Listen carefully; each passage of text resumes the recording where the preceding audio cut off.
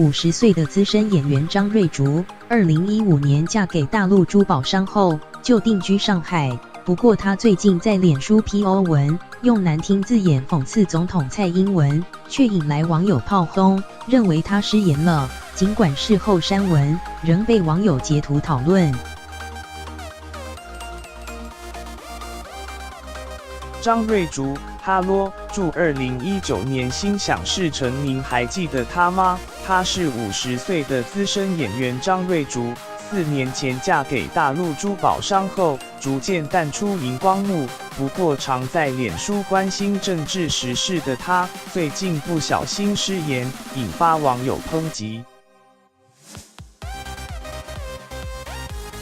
张瑞竹在脸书分享2则新闻连结，是关于蔡英文总统对两岸看法的评论与新闻。不过他却用难听字眼讽刺，说有女的长相抱歉，身材抱歉，但每天都在嚷着担心有人会侵犯他，却什么事都不做。此文一出，引发大批网友不满，认为为什么要人身攻击？面对网友质疑，张瑞竹表明立场说：“你主张锁国以自保。”我主张维持9·2共识，保持现状，但我不同意要用挑衅的方式去对待中国，这是我们之间的差异。事后也紧急删文，却依旧无法平息众怒。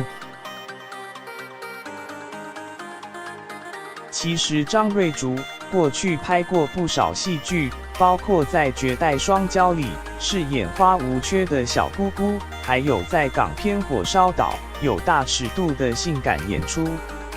张瑞竹，老天爷，不管我犯了什么错，这几分钟千万别让我瞎掉。如今因为失言风波，脸书被网友留言谩骂，也让这位许久没在荧光幕前亮相的资深演员再度成为话题人物。